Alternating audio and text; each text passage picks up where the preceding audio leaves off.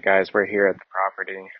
We're going to walk around, try to see what kind of weeds are here, make sure we identify what type of grasses are currently here, make sure that we're only going to treat the weeds and not harm the grass that's here. Um, I will state that if you are a regular homeowner, um, there's no need to get out and try to identify every single weed that's in your lawn. You're going to waste a lot of time. You might learn a thing or two if you're really into that, then yeah, go ahead. But if you just want to get rid of the weeds, you don't care about what they are, what kind they are, um, just start with a regular broadleaf control. So go ahead and go to your like big box store, Home Depot, Lowe's, any kind of landscaping supply company if you've got one that's like a locally owned one. Um, just ask for a regular broadleaf control. Now that's not going to kill everything, so if you go and spray it out or put out the granular fertilizer or herbicide, granular herbicide, don't get mad if everything doesn't die. It's really just for the broadleaf type stuff, but you will take care of the majority of the issues that are probably out in your lawn. So start with a liquid herbicide.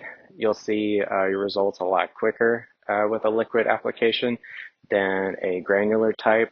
Granular types have to be in the soil, watered in, and kind of take a little bit of time before they really start to get and attack the types of weeds that you have.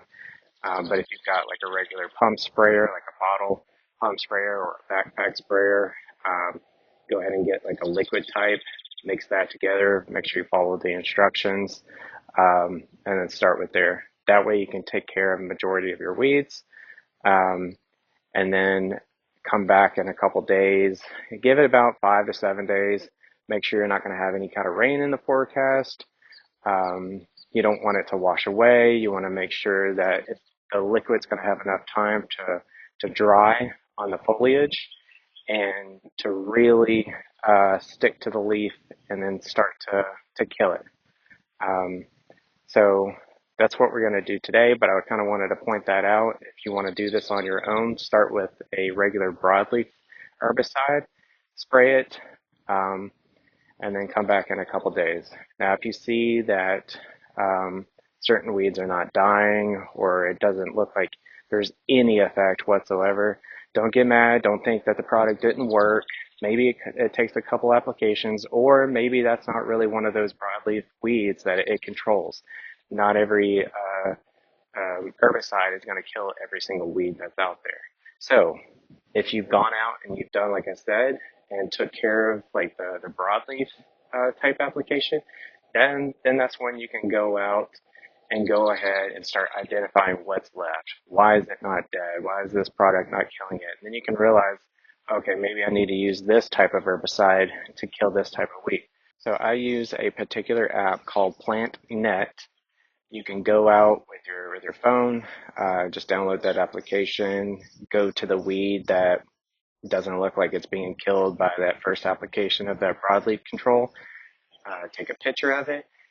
In the app, you can tell it your general area of your location, so it can kind of pinpoint the type of native species that live or thrive in your area. And then once you take a picture of it, you can tell it that this is a weed or some kind of a leaf, and then it will help you identify what it is to a certain percentage. If you've got a bunch of other stuff in the area, you might want to get close enough so that the camera or the picture really focuses on the type of weed that you're trying to take a picture of. So maybe like, brush away some of the other grass or weeds or, anything else that you're not want to identify, just to single out that one type and then take a picture of it. And the app usually works pretty well. So that's what I use, just to identify what kind of invasion of weeds that I might have, so that I can do the research and to find out what kind of herbicide actually takes care of that issue.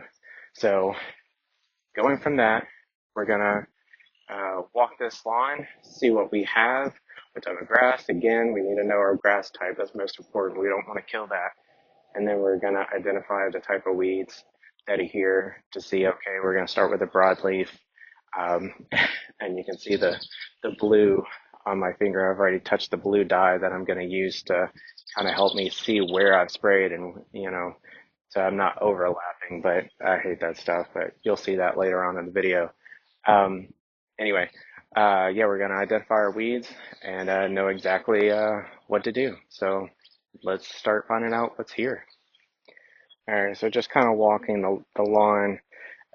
This is mostly a tall fescue type lawn, but you can probably already see some of the weeds that are growing in this area. There is a little bit of Bermuda that's growing in here. Um, and then you can see some plantain right there. Those are a little bit, salad-like type weeds. If it looks like it could go into a salad, that's going to be your broadleaf type weeds. Let's see what else we've got. So in this area right here, we've got some speedwell. And speedwell usually grows laterally, but in this area, if you've got lower cut grass, this might be a little bit harder to find. But once it gets to that pink purplish type flower that you see right there, then that's when you know you've got speedwell. But if it's not to that flower, you're not really going to see it. Short cut grass, it's going to grow low and lateral. But since this is a taller cut, these other grass blades are kind of pushing it up. So that see what else we've got. Okay, and right here we've got a yellow flower that's kind of coming up, and like a clover type patch. This is a yellow wooded sorrel. So we're going to make sure that we can treat that. And then same area, we've got, looks like wild strawberries.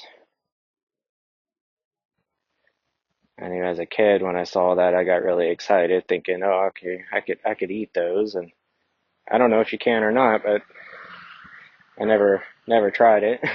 At least not that I remember. All right, so just kind of walked up on a pretty big salad patch.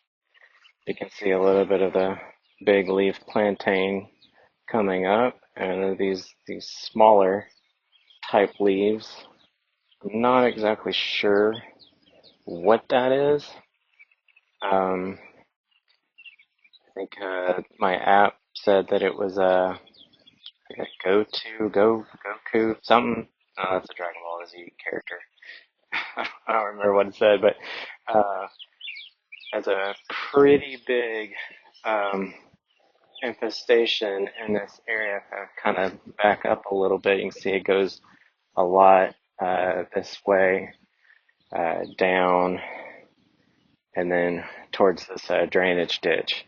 So you can kind of see that what has happened over time, that neighboring properties or wherever this type of weed has come from is coming in from this other drainage pipe as it washes new seeds and weeds from other properties.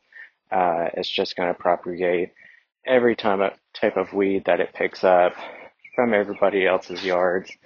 And then if it rains really, really hard, you can see that the slope is going to fill up. This whole area is going to fill up with weeds. So we can treat this, we can kill it, but to really, really make sure that this is not going to happen again, we have to make sure that this area is heavily treated with a pre-emergent. Right now it's kind of too late to do a pre-emergent, but we can do something to at least kill this off, and then sometime in the fall do a pre-emergent, and again in early spring. So that's what we're going to do. Let's just try to take care of the problem that we see right now. Again, another patch of speedwell. Looks like the heat's kind of getting to certain areas of this grass where it's kind of browning out. So let's give this grass a good fighting chance um, to fight back for its real estate. Is that a morning glory? I don't know. But I hate morning glories. So I think that's enough talk. Let's start killing. Let's send them to hell.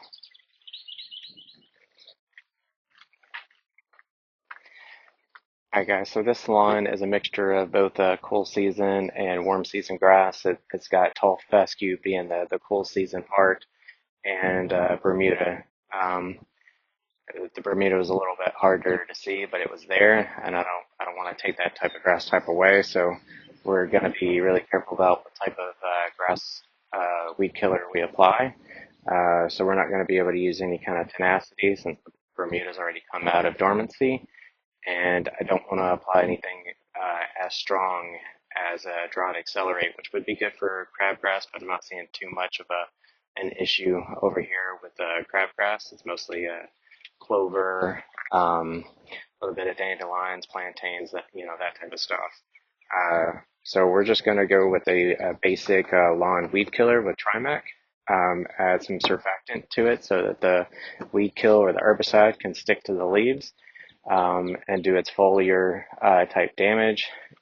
Kill it pretty quickly. Mix it up in my spray tank and got my drill to make sure that all the chemicals are mixed in.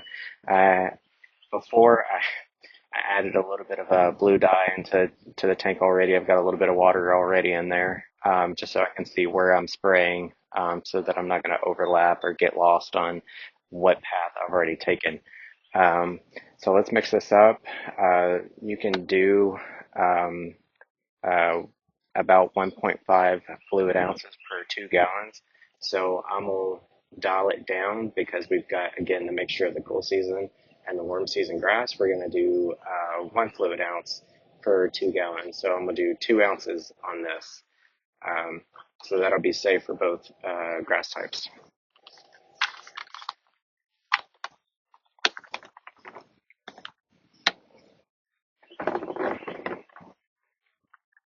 Just need a little bit because the first line on here is 4 ounces. So, oh, come on. Let's go. Yep, halfway to that 4 ounce. So we're going to add that to the tank.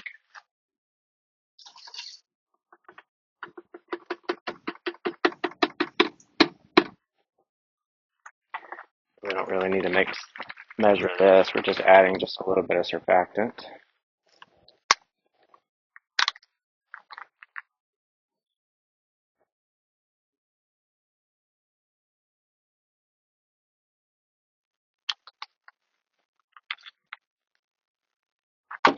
All right. Got our drill in the reverse. Doesn't really matter because it's inside the tank, so it's not going to splash. Or loud about splashing. There we go.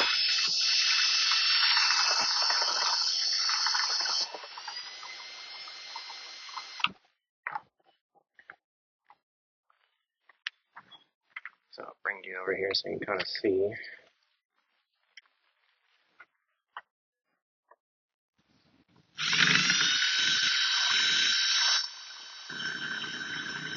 You can see that blue dye. Don't need much. That stuff goes really far and will dye everything it comes in contact with. But it will fade over time when water, rain washes it out. So if it dyes your clothes or dyes your skin, don't worry, it'll wash out.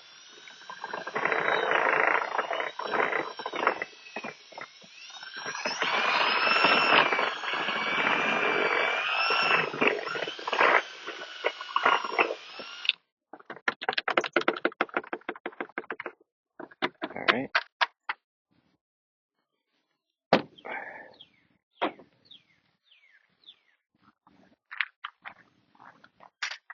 All right, so we're going to take this around back and add some more water to it. We're going to fill the tank up to the 4 gallons. All right, we're about to start spraying the lawn. Just wanted to come back down here in the underneath the tree in the shade, just to add this point or talk about this point again. If you have a smaller lawn, then you don't have to add blue dye or green dye or whatever kind of dye to your herbicide spray just to see where you're spraying or what paths you've taken. The easiest route to go on that is mow your grass. Try to put lines in it. You don't have to stripe it per se, but if your mower usually leaves like wheel marks where you can see, kind of where you've been mowing, just follow those lines. It just makes it a lot easier to follow. But if you're on a line that has not been mowed or is just really, really big, then probably add the blue dye, but just know you're going to be smurfing it, that day. It's inevitable. It doesn't matter how careful you are. Um, that stuff sucks. But if I didn't do it, I'd probably overlap, forget where I was, um, apply too little herbicides or apply too much. So, this is a family's lawn. This is not my lawn. This is a big lawn, and I want to make sure I do it right. So, adding blue dye to the liquid so I know where I've been, and just kind of deal with the blue. So we're going to be smurfing it today, and then go from there. Just wanted to stop and add that. So if you've got a smaller lawn or you can see where you've been, follow stripe marks that you've done, wheel marks wherever you've mowed. Easier just to follow those paths, but bigger lawns you probably want to add a particular dye so that you can see. And blue's just easier to see on top of green grass. So we're going to get going.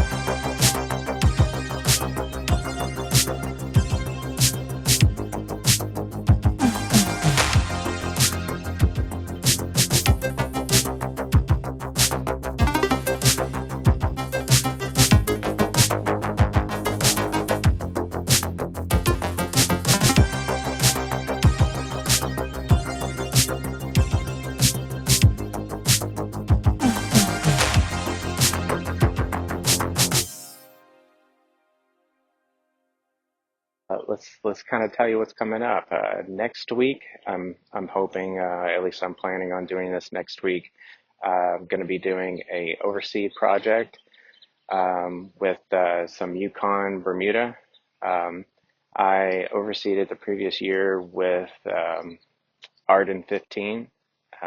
Ordered that seed from Hancock Seed Company, so that's already arrived. So I'm getting that planned. I'm going to be doing a top dressing of the yard. I'm hoping to do actually both backyard and front yard. Um, the backyard needs more help than the front yard. The years before, the Bermuda has kind of grown in pretty slowly in the backyard because when I did my renovation project, and maybe I'll do a video on how I did that whole renovation project from killing everything and bringing it down to dirt, re-leveling the slope of that backyard, and reseeding, which during that time was in the fall, so I was just trying to get roots in the ground, and I did ryegrass. Absolutely love ryegrass. I wish in Tennessee I could keep ryegrass year round, but that's not how that grass really works. Once it gets hot in this area, it can get up to 100 degrees, and with little to no rain at the same time. So that's what we had the year before, and killed off all the ryegrass that I had. It killed off all the Kentucky bluegrass that I had. So this year I've done a lot of things that were different by doing more of a stress blend, humic acid, making sure those roots go deeper into the soil, than worry about how grass or how green that grass is. So, so that project's coming up. That's going to be overseed, top dressing. Not really a leveling project. I'm really bringing in just enough to do a good quarter-inch layer on top of the soil, just something for the Bermuda seed to sit on. When you're overseeding Bermuda seed, you don't want to bury it whatsoever. You really just want it to lay on top of that soil and then just lightly press it in. So that's what we're going to be doing, and I'll show you the process of how I plan on doing that step by step. I'm going to be doing a couple things that I hope is going to help me to make the success of the germination. I'm not going to pre-germinate kind of like everybody else is doing right now. Uh, Actually, I say that now, but watch as it gets closer because I'm 7 days away and I could do a 5-day germination or pre-germination. I've done it before, but it's a little bit of a process because you got to make sure that that water is clean and change out the water at least twice a day. Usually in the morning and then again at night, just to make sure you're not going to make that water too acidic and start to just really kill out all your seed. Um, There was a reason why I wasn't going to do that. Oh, yeah. Okay, I'm not. Sorry. I'm not going to pre-germinate. And the reason why I'm not going to pre-germinate is because I'm really just doing this little by little. Um, I'm just going to spread out probably a third of that 10-pound bag the first week, wait about 7, 10 days, and then spread out another third of that bag 7 to 10 days. And then I think in between that and then my last third of that bag, I'm going to put out starter fertilizer. So at the same time as my last third, I'm going to spread out starter fertilizer and the last third of that seed. So I'm doing it in kind of increments, and that should help me make sure that I'm not throwing all seed out at one time and then possibly ruining my chance of a lot of it germinating. All right, now we're in the right time for Bermuda seed to germinate. Um, there's a couple things that you really need to look for. Um, if you look up online, you might see make sure that you're in the 80s, the common average of 80-degree weather. Um, well, that's one thing, but you need to make sure that your soil temperature is also warm enough. You might have a stretch of time where, yeah, it's hot for that week, but that's really not your average.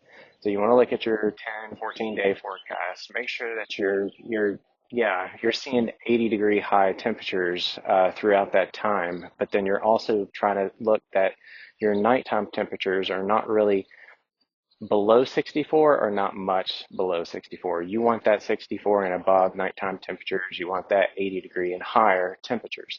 So right now we're in the next week where our average temperatures are going to be over 64. We're going to be seeing 64 and up. And then our highs have been kind of in the 80s, 70s lately, but next week it starts to get in that average 80s. So we're in the right temperature, both high and low. Um, and so it's the right time to put it down.